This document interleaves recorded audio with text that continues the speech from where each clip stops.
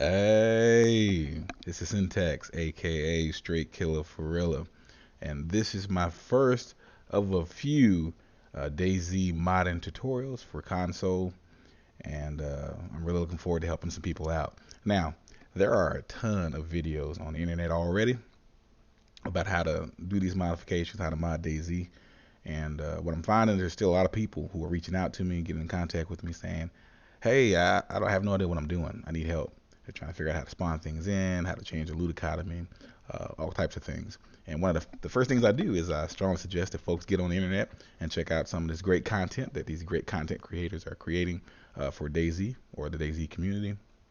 And I'm still getting that, I've watched all the videos, I just don't get it. Can you help me?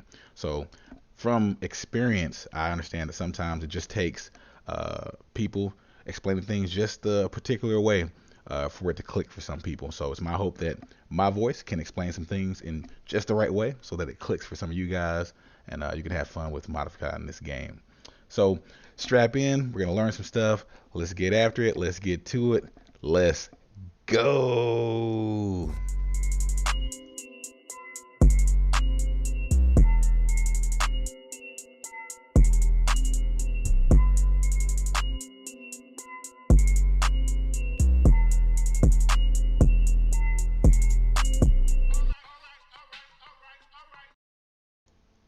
All right.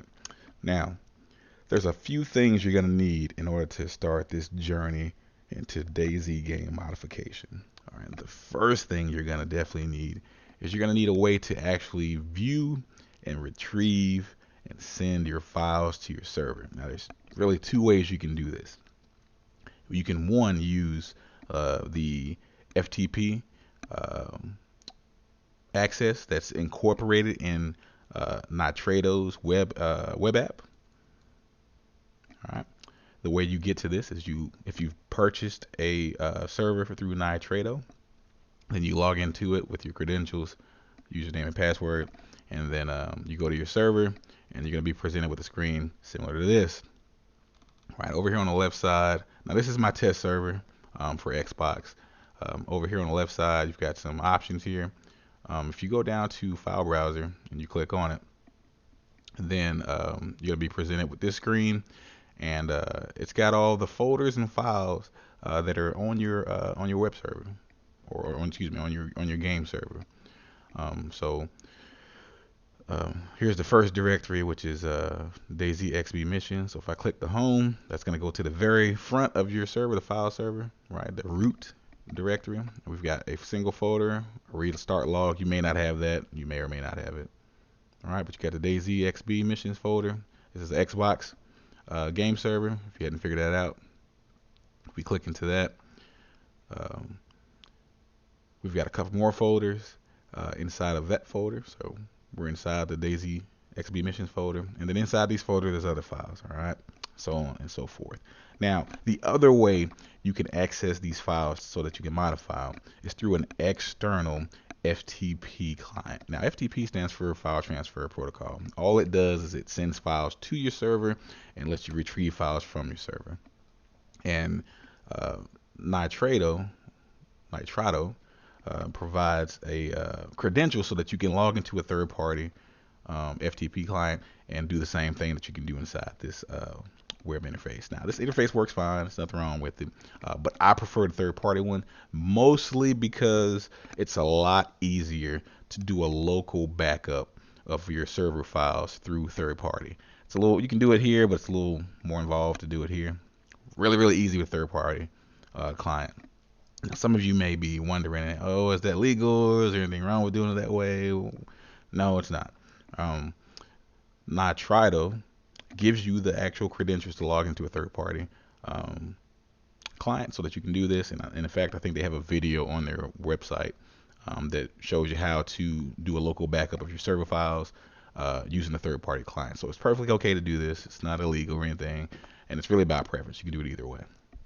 Now, the tool I like to use to retrieve and move my files around on the server is WinSCP. All right, this is for Windows. It's just the FTP client. There's a bunch of them out there. They're all equal, I guess, per se. I like some of them better than others, but this is what I'm using. I like this. Works great. I'm putting all the links for all the tools I'm using in this video in the description down there, down there. So if you guys want to use the tools I'm using, you can. If you want to use something different, then hey, so it all works the same. Do you? All right, there's where you can get this. And when you launch WinSCP, you're gonna get a window like this. Now I've used WinSCP before, so it's gonna probably have my credentials already there. But you click on New Session, and then you get this little window here. All right, it's got FTP, it's got the host name, the port number, username, and password. So I've got stuff already there because I've used this before. All right, if we go back to our web interface for Nitrado, if we go down to over to our dashboard, click on that. What it's going to do is display the credentials you need in order to get into to log on to the server with the third-party tool. And so down here at the bottom, we've got FTP credentials. We have SQL credentials as well, but we're only really worried about FTP for the purposes of this video. We've got the host name, port, username, password, right? So they've got this cool feature on the interface where you can click to copy, and then all you would do is go back over to WinSCP or whatever you're using, and then the host name, that's the same thing. You could right click and paste, or Control V, whatever you want to use, and then you just take the data from here. So now we'll go to port, username, and password, and just plug it in on your on the interface for WinSCP. So my stuff's already here. So then you just hit login. Once you got, I guess maybe it's not accurate. So let's try this. All right, let's walk through it. All right, so the port's gonna be 21. I think that was already there. Yep, 21. So then we're gonna put our username, paste that in there. All right, and so maybe the password's different now. I don't know.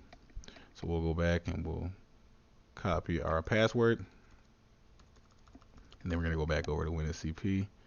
All right, and then I'm going to right click, paste it over there, and then hit login, and voila, it lets me in. All right, so now what's cool about WinSCP is it has this what is called the commander view, which I really like. And so on the left side over here, or on this side, that side, that side, right, that way. So on the left side, you've got the directory for your desktop or for your actual computer, your local files. And then on the right side, you've got the directory or the files for the actual server. So they're right there next to each other. You can drag and drop and all kind of cool stuff. Makes it really simple to do some stuff. So, but if you notice on the right side, on the server side, we got the same folder structure as we did on Nitrado. All right, we had our DayZ XB missions folder. We had that restart log that you guys may or may not have. And then if we go inside that folder, we had the Chinaris offline folder and the DayZ offline Enoch. And if we go back over to the web interface, right, and we go back to our file browser, then we'll see that we have the same setup over here. There's the DayZ XB, Chinaris, and Enoch. The second thing we're going to need is a way to edit them, right? So you're going to need a text editor. Now, there's a bunch of different ones out there. Again, it just comes down to preference. I like to use, at least for DayZ modding, Notepad++. All right, this is where you get it. Again, the link will be in the description. There's a lot of different stuff you can use, but I like how Notepad++ color coordinates everything and kind of structures and organizes it, so it's a little easier to notice when you make errors and that kind of thing. One of the first things you want to make a really good habit of doing before you start playing around with files and changing stuff is you want to back up everything, right? You want to make backups, and you want to do it often, especially when things are working. I recommend that you start very small, do one thing at a time, mod one thing at a time, to get more familiar with it, more comfortable with it. Because if you start trying to mod more than one thing, if you make an error, now you got to check 3-4 different sections of code to figure out where the one error may be, or there may be errors in all of them. It just gets really complex and overwhelming. So stick with one thing at a time. And then, after you finish that works, then start on the next thing until you get more versed, more familiar with what you're doing. And then you'll get a little faster and whatnot. So using this interface, or using the third party WinSCP, again, you can just drag and drop. So right here, I'm on my desktop, right? If I wanted to copy this whole folder, right, I could just drag this whole folder over here to the left side. And you can see that's what I've done here, right? That's what I've done right here. So doing that will copy the entire contents of that folder over to your desktop, and you'll have a fresh, what we call vanilla copy of all your folders, of all your files on your computer. All right, so we've got a way to get to our files. We've got a way to edit them.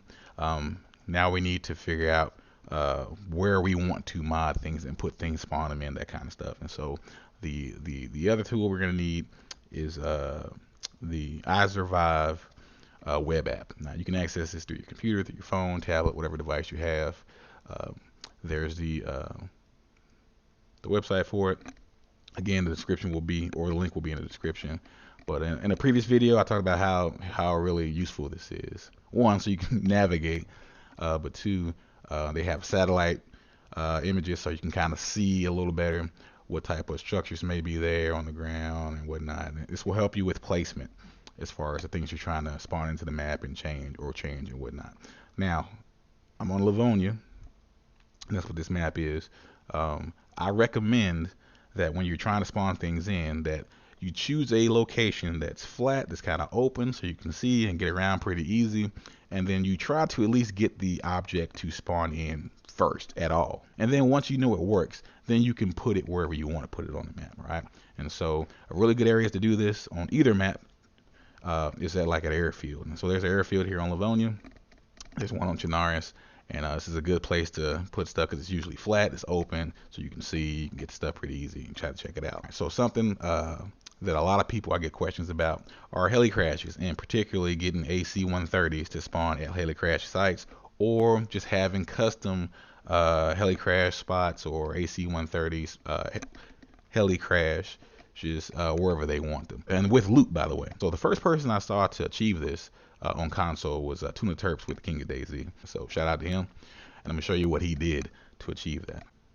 All right, so I'm going into DB, and then if you've installed Notepad++, there's a couple ways you can get to it. If you've never ran Notepad++ before, you can right click, and if you've used it before, you'll have likely have an edit with edit with Notepad++.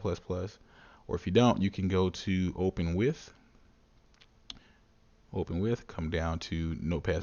If that's not there because you've never used it, you can go to choose another app, right? And then it may be in here. If it's not here, you can go to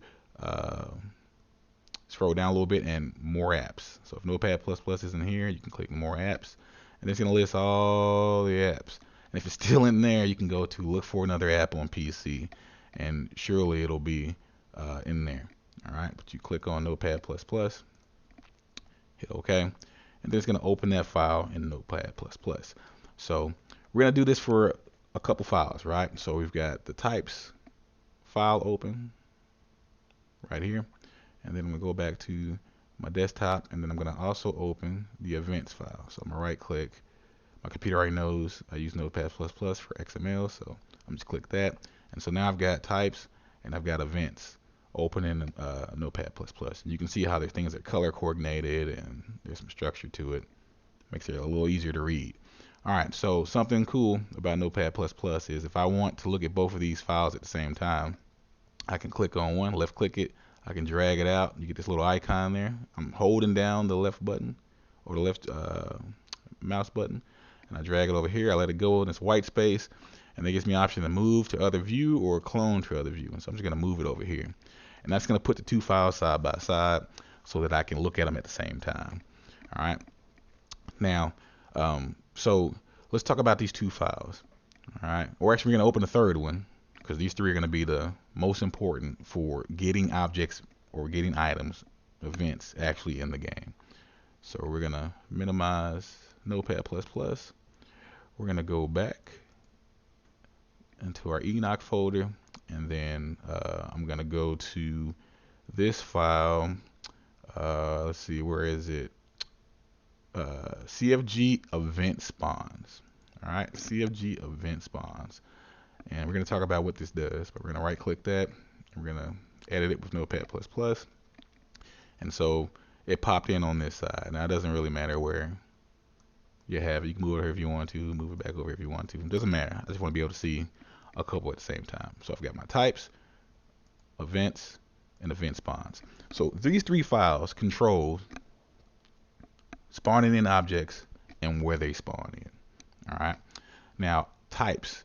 So this file essentially contains all of the items that are in the games, things that you can actually touch, move around, pick up, that kind of stuff, and then you know, just things of that nature, right? So these are the specific items themselves, outside of buildings and structures. So a heli crash is not going to be in here, right? Because that's like a structure, it's a building. Houses and things like boats and that kind of stuff are not going to be in here, because you don't really interact with them like an item, like a weapon, right?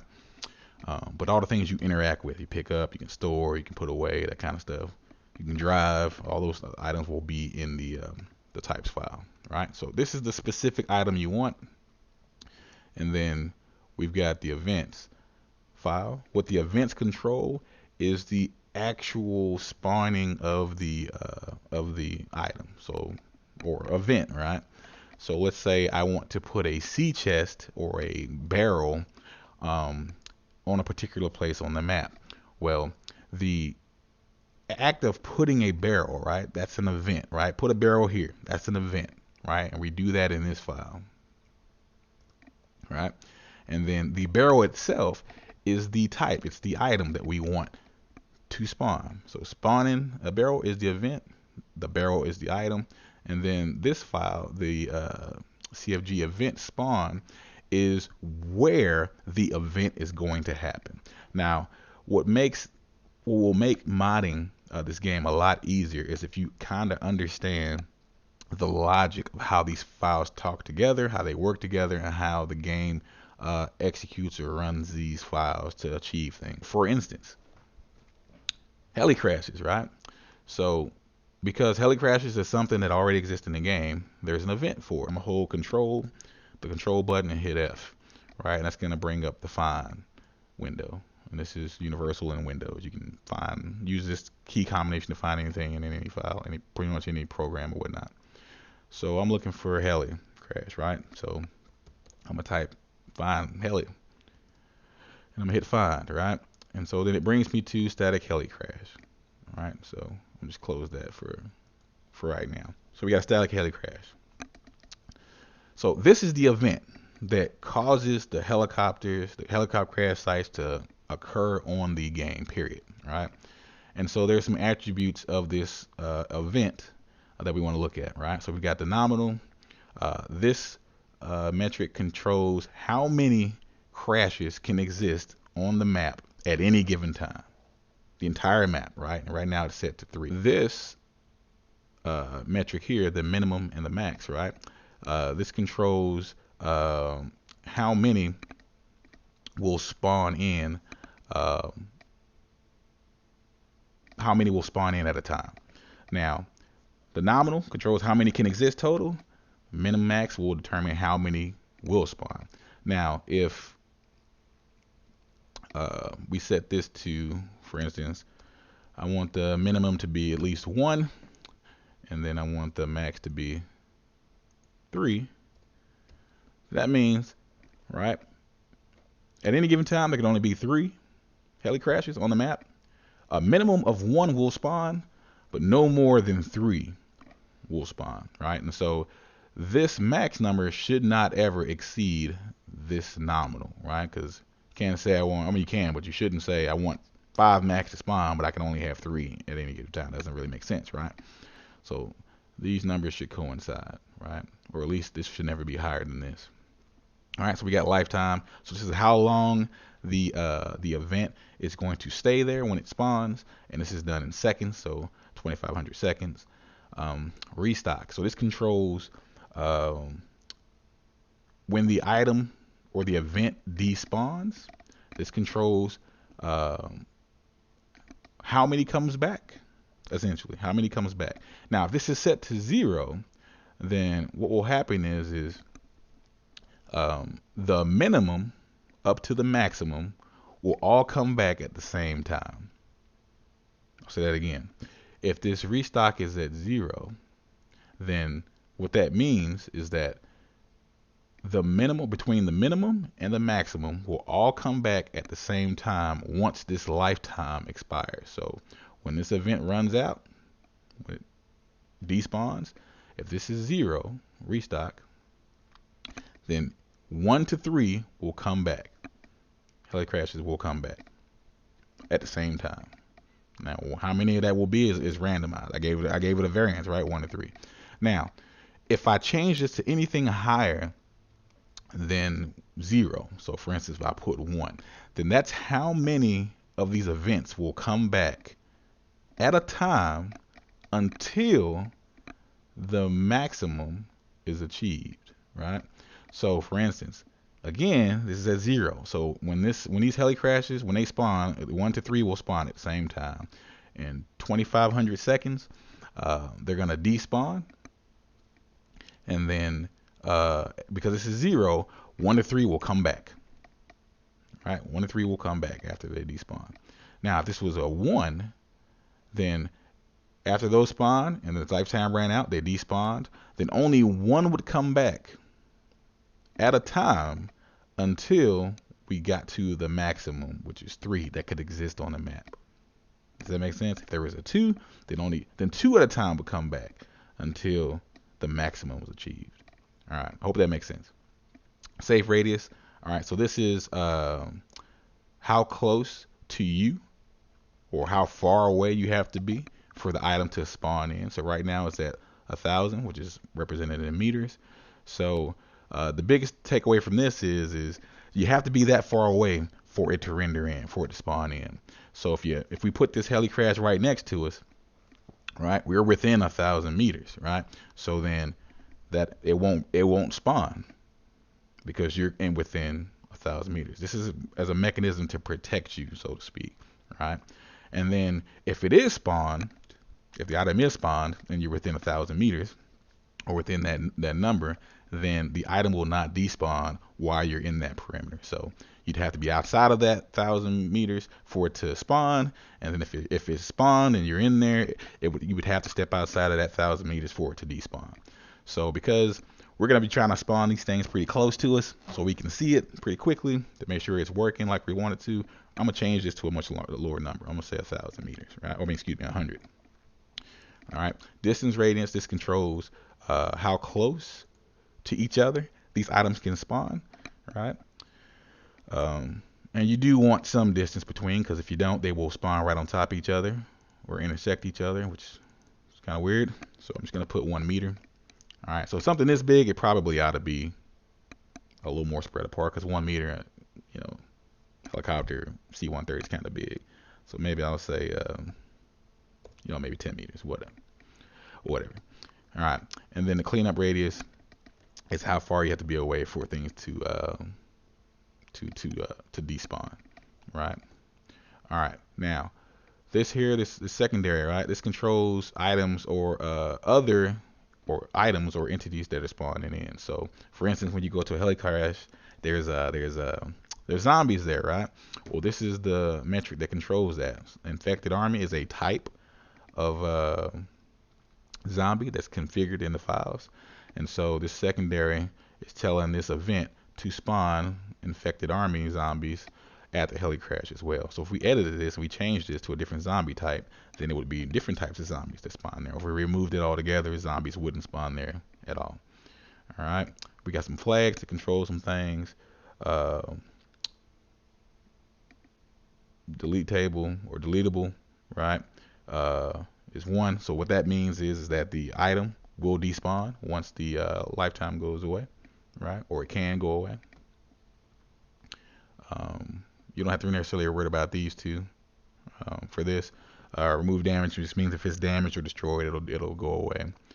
And then init random, I'm not sure what that really does. I know it's tied to a different file, but for what we're doing, that you don't have to worry about that one. All right, so position fixed in child. Generally, you won't have to worry about this too much for the stuff that very basic spawning in items. If you use similar events or items when you copy their format, then that should work out pretty good for you. And then we've got the children. So the children is how you spawn the actual item. So the static heli crash is the event, right? I want a heli crash to spawn in, right? The children are the objects, the items that we actually use for the event. So these are two different types of helicopter wrecks or heli crashers that we use for this event.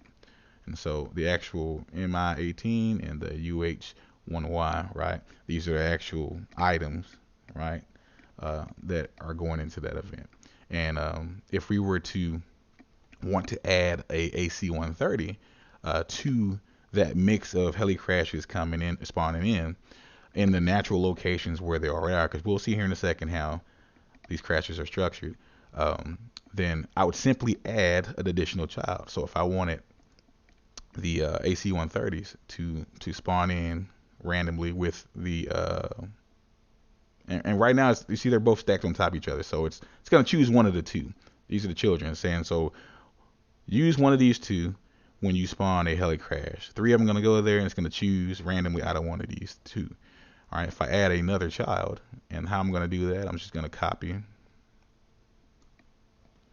that line, right? I can hit copy. And then what I'm going to do is I'm going to go to the end of this line, and I'm going to hit enter, which brings me directly below that line. And then I'm going to paste in the line I just copied, and I can do that with Control V as a shortcut. And when I do this, I try to keep things aligned, right? Just to make it easier to see, easier to read. So I'm going to back that line up so everything lines up the way it did before.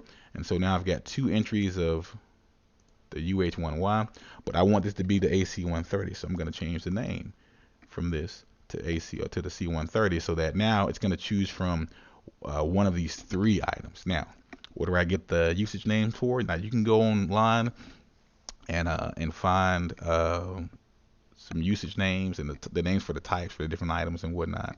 But if it's in the game already and you're trying to use it, you just gotta, just find it a little bit. So we talked about before that if it's that the types has all the items that you interact with in it, right?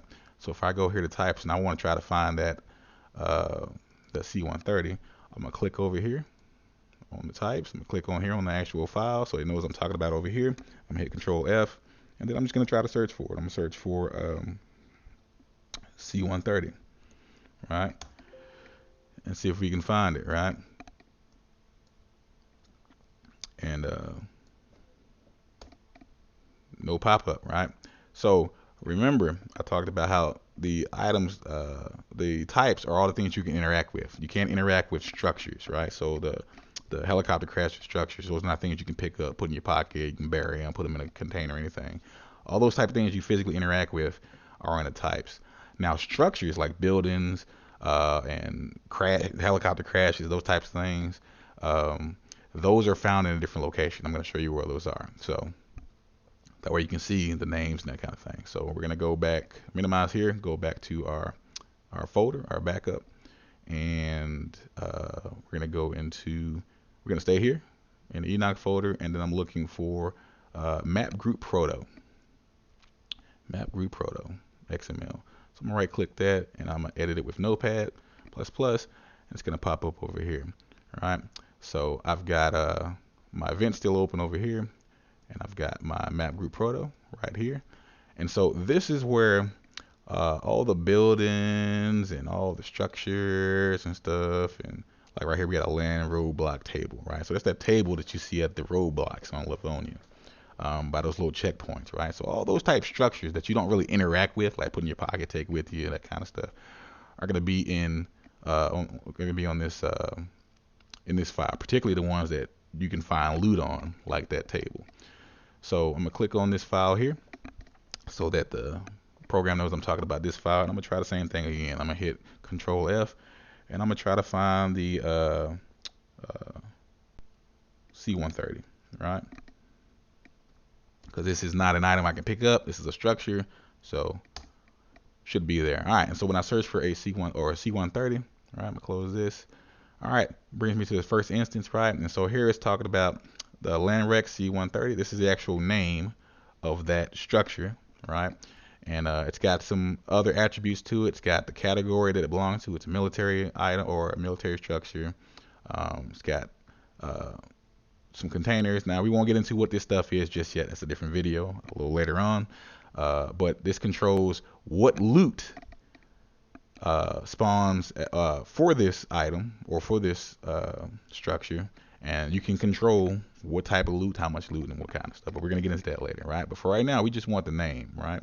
So I'm gonna double click on LandRec C130J, and I'm selecting everything in between the little quotations, right? If you just double click it in Notepad++, it should do that. And then I'm gonna right click it, and I'm gonna copy it, or Control C, double click it, and Control C is a shortcut for copy.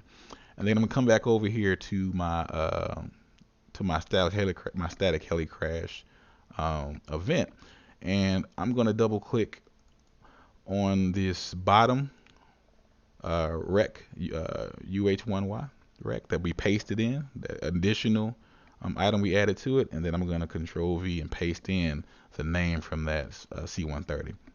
And so now I have 3 entries for this event, right? I've got the MI8 helicopter crash, I've got the UH1Y helicopter crash, and then I've got the C130J. C130 is a plane, but we're going to be using it as a static heli crash. So now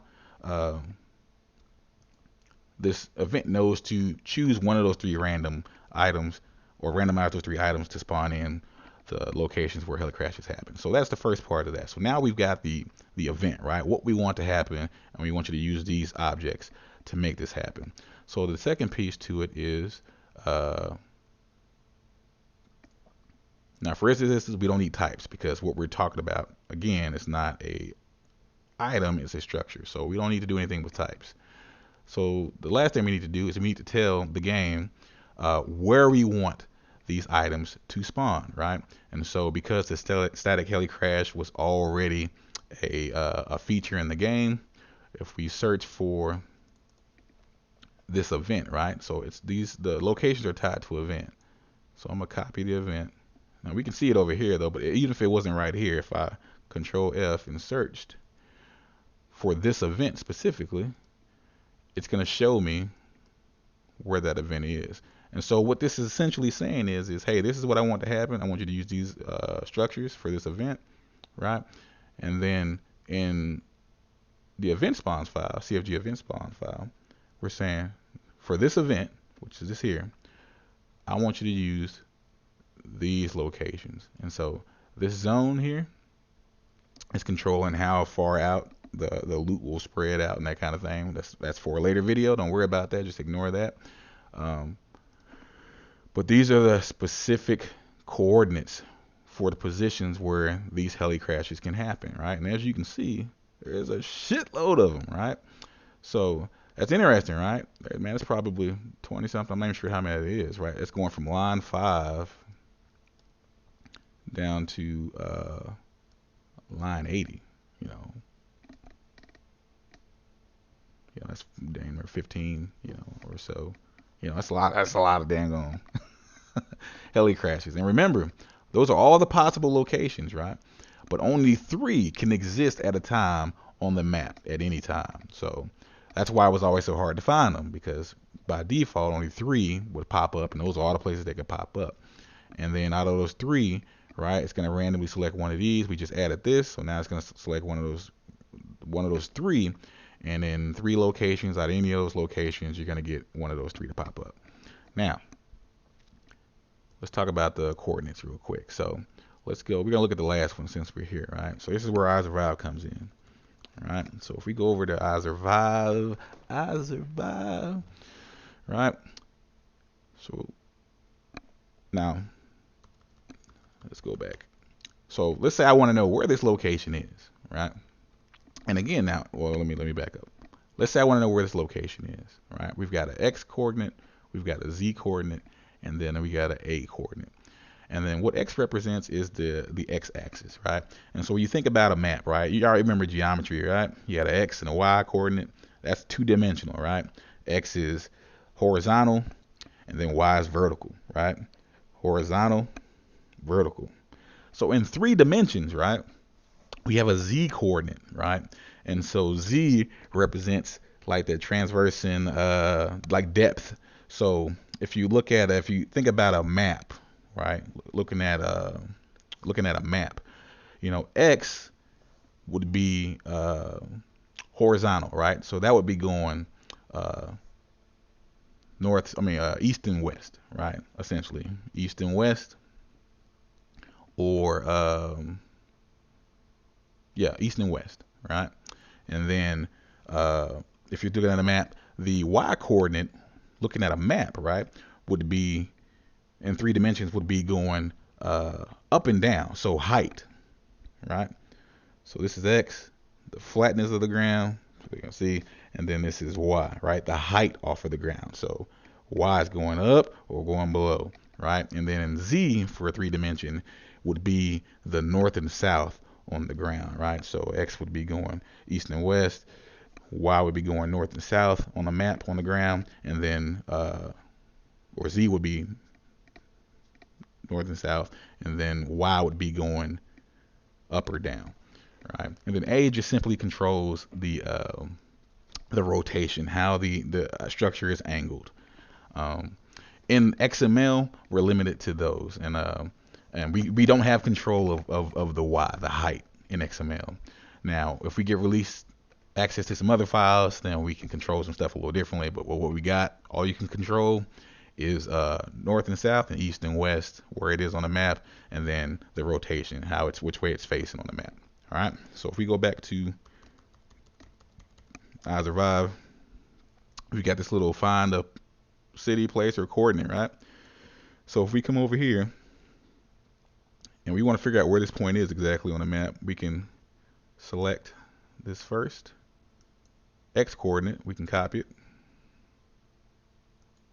All right, and then we can paste it in, Control V, and then we're going to put a little /, right? Because this is what it asks for. For coordinates, they want the X coordinate, and then they want the Y coordinate, right? So if I delete that, it's going to tell me for coordinates, it wants X / /Y. So when I put in my X coordinate, it knows it's that. I do my /, and now we just need the Y. So we go back over here, and it's saying Y, but guys, they're wanting the Z coordinate. Yeah, I know, confusing, right? All right, just give them what they want. So we want the numbers in between the quotes, right? And I selected that. I'm gonna Control C, which is the shortcut for copy, and then I'm gonna go back to my iZurvive, and I'm gonna Control V, which is the shortcut for paste. And so now I've got my X and my Y coordinate, or my X and my Z coordinate, which is what it actually is. And then I hit enter. And then what it does is going to show me on the map where that coordinate is. So as you can see, there's labels on the map to show you where stuff is, and that coordinate is exactly on this symbol, which is a helicrash. So that's one of the many helicrashes on the map. But that's a way you can find specific points. And so this works the other way, exactly. So you can find points that are there, and then we can use the map to create points where we want things to happen. So I'm gonna zoom out. You can see I got some stuff going on. This is my spawn test site over here.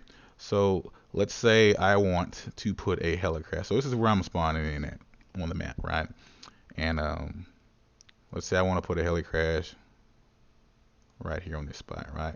So I could add a marker or whatever. You can put a marker there if you want to. You just click on it and you can put a point and name it if you want to or whatnot. But I'm just curious about the numbers. And as you can see down there kind of on the bottom of the screen, as I move around the cursor, those coordinates on the bottom move around as well. So I'm just really interested in the coordinates. I mean, you can put a marker there if you want to, but I don't do that. All right, so let's say I wanted to add a heli crash to it. All right, then what I could do is I could copy this format, Control C. I hit Control V, and it adds that same line again, but then I would just go in and I would change the coordinates themselves. And so I would go back here, and let's say I wanted to put it, you know, right here on this eye in iZurvive. All right, so it's got some coordinates down there, right? 3804.60 is the X coordinate. So I would go back over here, and I would just backspace, right? And then my coordinate was, I'm not gonna move my mouse anymore. It was 3804.60, right? And then I would just go over to my Z coordinate. I'm gonna remove everything in between the quotes, and then my Z coordinate, or the Y coordinate, was 10093. So I'm gonna go back and I'm gonna say 10093, and then it was .25. And then again, A is rotation. So if you're not sure how it's gonna spawn, I always recommend just setting that to 0.0, and then it'll just spawn in. And then you can look at how it is, and then if you want it to rotate, if you want it to, you know, rotate 45 degrees, then you put a 45 on there. If you want it to go the opposite direction, 45 degrees, then you do a -45. So positive is going clockwise, negative is going counterclockwise. You just kind of adjust it as you go. All right, so it takes a little time to get some of this stuff just perfect the way you want it. But in any case, all right, so I added that coordinate, and so now that spot on the iZurvive map is a potential spot for a heli crash. Now, again, if we look at our event, right, we got like 20 something potential spots for a heli crash, and only 3 of them are going to spawn. And then you know, it's going to be one of these 3. So, you know, there's a small chance that if I want to go in there and see this heli crash or this AC-130 spawn, right, 1, it's going to be one of these 3. It may not be the one I want. And then 2, I've got a small chance that it's going to be exactly where I want it. So what I can do is I'll delete this line. If I want to guarantee that the item I want to spawn, in this case the heli crash, then what I will do is create a separate event, and I will specify only one location where it can spawn, and that will guarantee that that heli crash spawns for me. All right, so let's do that. All right, so I'm going to do that. I'm going to go back to my events file. Oh, and by the way, you want to save often, you want to back up often. All right, so I'm gonna click over here and see in Notepad++, when the file has been edited, you can see that the icon for the file, the little disk, which is the save feature, a save icon, is red. So when it's been altered, it's been changed, it's red, and that should be a good reminder for you to save what you've done so far, in case you lose power or you actually hit some buttons or do something weird and mess it up. So you can click on the file that you want to save. In this case over here, you can go to the file up here at the top, and you can hit save. And once it's saved, it goes back to blue. Or alternatively, you could click on the file and then hit the shortcut, Control S, and it will save as well. I like using shortcuts, just makes things go quicker and go faster. So I'm gonna show you over on this side. I'm gonna click the event spawns, because we put a new event in and we took it back out. I'm gonna click on this file so it knows I'm talking about this file. I'm just gonna hit Control S, and you see that the icon turned blue because now it's saved. All right, so we want to create a separate event for specifically for the C-130, and we will put it in a specific location so we can guarantee that it spawns. All right, we're gonna do this kind of quick. All right, so what I'm gonna do is I'm gonna copy all of this, because this is kind of my template, right? We know this works because heli crashes spawn in the game naturally, and so we want to copy everything between the tags, and these tags are important. So this event and event, this is an opening tag and this is a closing tag, and they're structured a little different, right? But we're going to copy everything in between those tags, right? Select it, and I'm going to hit Control C to copy it, and then I'm going to click at the back, at the very bottom or the very end of that closing event tag. I'm going to hit enter to start a new line, and then I'm going to Control V to paste in um, a copy of that heli crash event. So I've got two entries that look exactly the same. And so this is a good way to make sure you don't mess up your formatting for something that you know already works, right? And using shortcuts help you not click in the wrong spot, not select enough things. Because sometimes, if I click here, if I copied all that, I didn't get the opening bracket and the E. And if I place that in and try to run it, it's going to throw error and it's not going to spawn anything. So you got to be careful about, make sure you select everything and not cutting it too short or putting extra stuff in it. And an easy way to do that is just by using the shortcuts to copy. That way you make sure you're selecting the right areas. All right, so now we can't have, well, actually I think you can, but you don't want to have two events with the exact same titles, because then there's the possibility that the game might get confused, right? We don't want the game to get confused and not spawn stuff. So this is still a heli crash, right? I'm just going to add a 1 to this event so that it's separate from this one. So we got a heli crash or static heli crash, and then we got static heli crash 1. All right. We're going to, so because this is specific, I only want one. I'm going to say I only want one of this event to exist in the entire map at any time, right? And so that means the minimum is at least 1, and then my maximum should match or be less than this. So we're only going to have 1, so this is going to be 1 as well. And then the lifetime is 2500, that's fine. Restock is 0, that's fine. Save radius is 100, that's fine. Again, this is all good because I took a copy of one we were already editing, right? And then the save distance or the distance is 10. All this is going to be the same. It's going to have zombies, right? And then what's going to do differently here is I don't want there to be a chance of any of the other two coming or popping up in where I want it. So I'm going to delete these 2 lines. And you see I'm going all the way to the edge here, right? To select, and then I hit enter. And I still have a space there, so I'm hit enter. I hit backspace to remove them. I still have a little gap in my code. I don't personally like those gaps. The gaps won't stop the code from running correctly, but it just makes it harder to read, at least to me.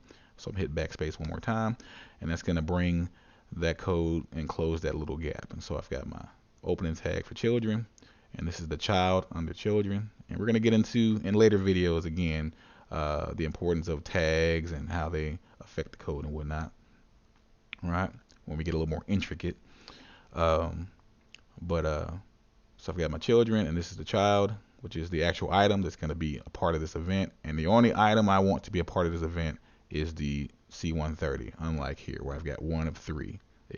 So then what I'm going to do is I'm going to go back over here to event spawns. Remember, we're not going to do anything with types for this event because this event, the item, is a structure or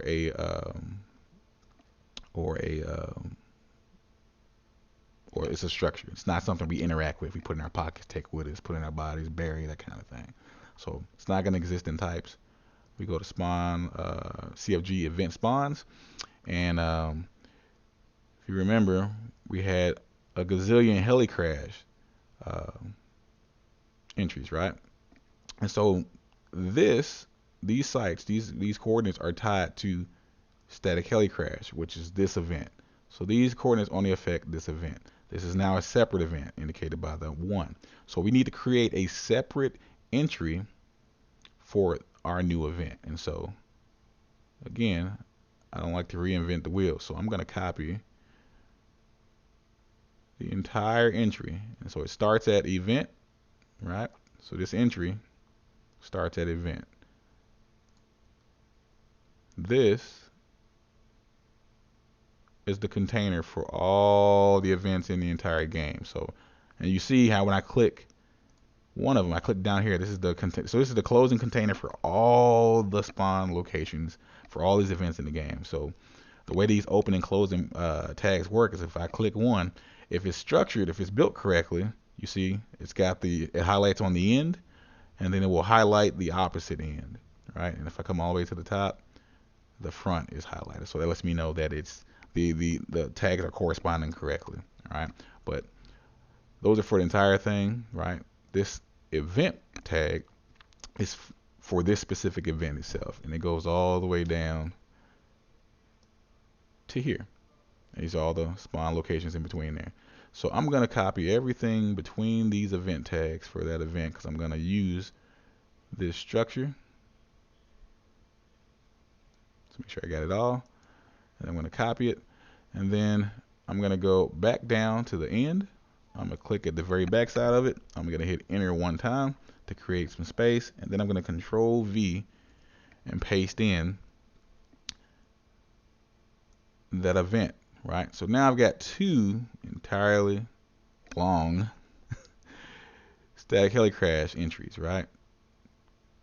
But what I'm going to do is I'm going to edit this one by adding a 1 to it. So now that this event matches the event we created over here, right? Or you could just double click and copy, which is probably the better way to do it. Come over here, double click, Control V to paste.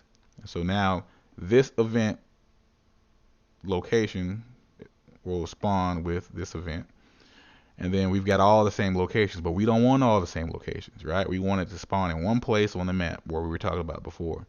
So I'm going to delete, I'm gonna leave zone alone because we want the loot to spawn the same, but I'm gonna start with this first coordinate, and I'm gonna go all the way down. Actually, you know, because it's gonna be 1, I'm gonna leave the first coordinate there.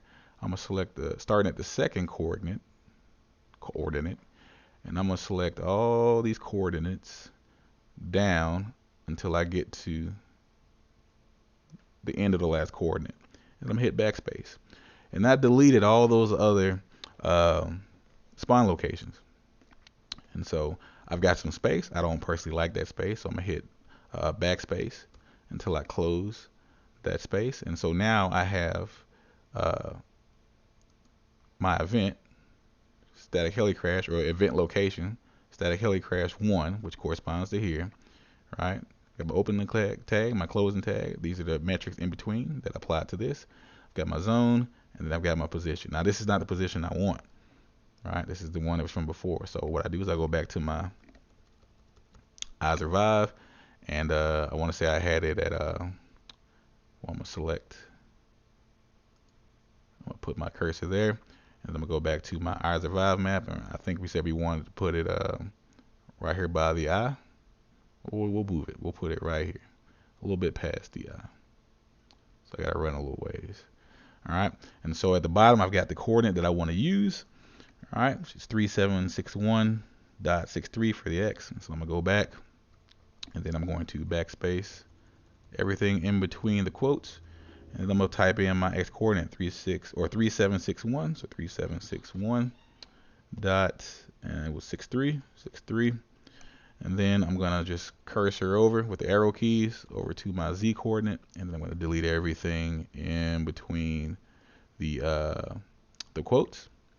And I'm going to put in my Y coordinate or my Z coordinate on here, right? And it's 156, 10056.53, right? And then I'm gonna cursor over here to the A, which is the rotation, the angle. I'm gonna put 0.0 just to see where it starts, and then I can adjust it from there. So now I've added in my custom coordinate. I'm going to save my file using the shortcut Control S, and now my icon is blue because it's saved. Event, the icon is still red because I have not saved over here, and I need to save it. So I'm going to click over here, and I'm going to Control S. So now that it's blue, that means I have it saved. And so now I have an entry for my event. This is the item or the structure that's being used in this event. This is the corresponding coordinate locations for this event, and this is the coordinate. So there's only one place it can spawn. There's only one item that can spawn in this event, and there's only one item that will spawn. This item will only spawn once in this event, right? And over here we have the original static crash, heli crash, which has a bunch of different places it can spawn. It's got the heli crash title that corresponds with this event, right? There's 3 crashes that can spawn total, right? And the event's going to use one of these three randomly 3 times for this event. All right. So to get this heli crash spawned, I've done everything I need to do. I've got the event, I've got the item I want in the event, and I've got the location I want to, and everything is saved. So what I would do now is I would transfer these files to my FTP server, or through FTP to my game server to put the new files into it, and then I would load my server to in order to see if the changes took effect. So we're gonna do that right now. All right, the first thing we need to do is go ahead and get to our Nitrado web interface, and then we're gonna stop our server if it's running. So you simply click the stop server button, confirm that you want it to stop, and then we're gonna wait for it to fully stop. Okay, once it's fully stopped, you will have the green start server button only.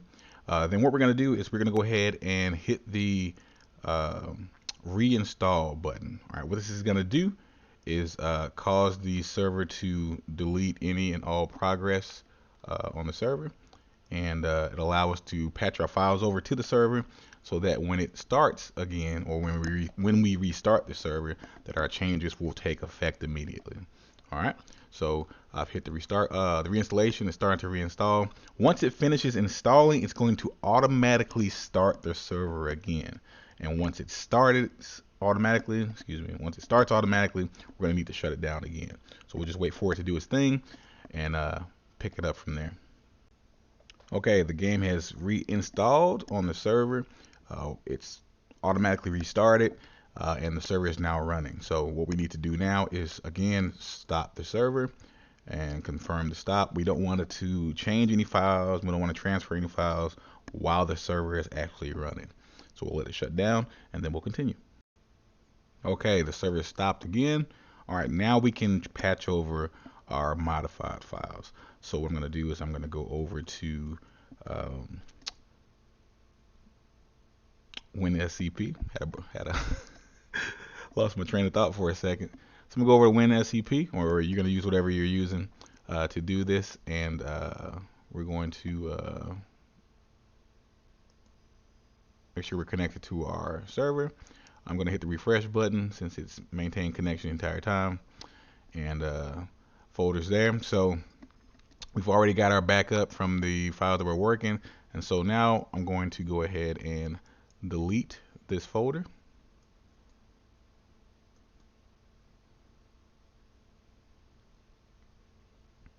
And then I'm just going to simply drag over my folder with my modified files in it and let that copy.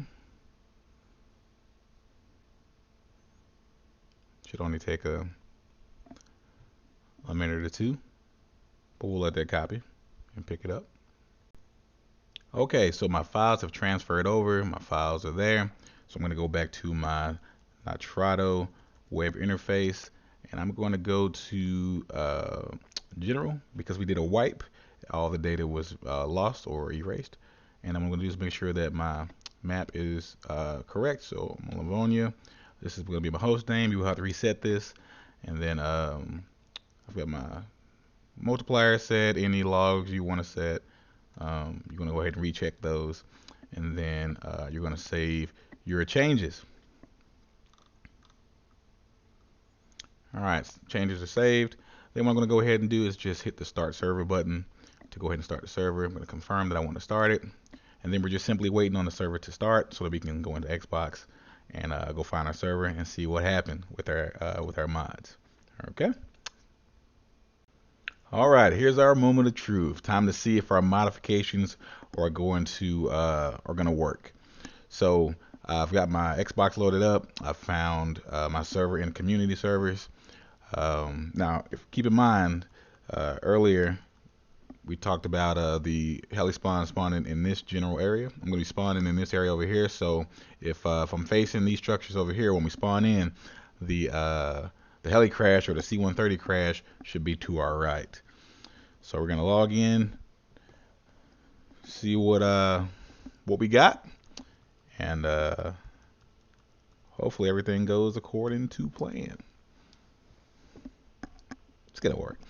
And if the C-130 is on the airfield, then we know it's gonna be in the mix with the other heli crashes as well, because we used the same method to get this C-130 on the airfield.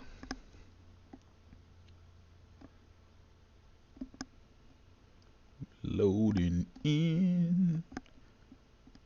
Now this video was a little long, I know, but I wanted to make sure I took my time and give you guys a good foundation of the basics. My future videos, tutorial videos, will be right to the nitty gritty. It won't be nearly as long. I'm going to show you exactly what you need to do, where you need to go to do it, and why we're doing it here or in that place. Alright, so let's see. Those are the structures I was talking about facing earlier. And if we look over to the right, we can see the AC-130. So it did spawn in, which means the method works. So the C-130s that are in cycle with the other normal heli crashes are going to spawn as well, because again, we use the same method. All right, and we do got zombies over here on the crash.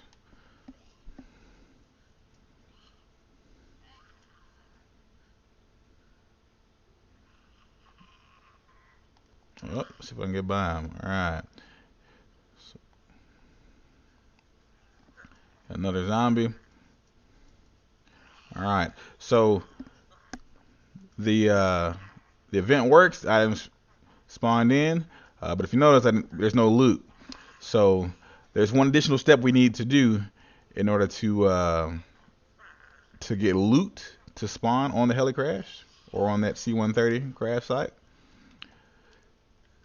I'm trying to get away from these zombies. And again, the first person that I saw get the and this is one of the big problems a lot of people have, the no loot spawning on the C-130. They can get it to spawn, but they can't get the loot to spawn. And Tuna Terps from King's DayZ was the first person I saw to achieve getting that loot spawn on there. And I'm actually gonna show you guys how to do that on my next video. Alright. We got some cool items here as well, looks like. I'll show you guys how to get those items to spawn in as well on my next video.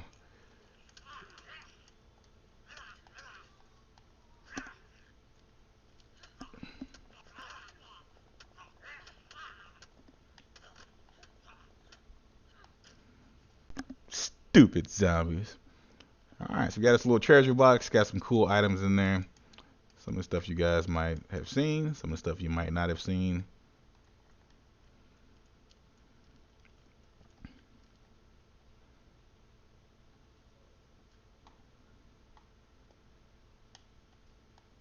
Stuff works.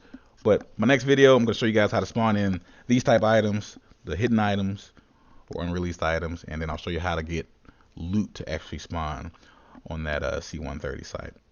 If you found this video helpful, hit that like button, then hit that subscribe button so you don't miss my upcoming DayZ modding tutorials. It's been fun. If you guys have any questions, then leave a comment for me. I'll try to get back to you as soon as I can. And be sure to go check out the Kings of DayZ's console DayZ servers and the community servers, King of DayZ RP and King of the Hill. Let us know what you think. Have fun. Until next time, happy modding, guys.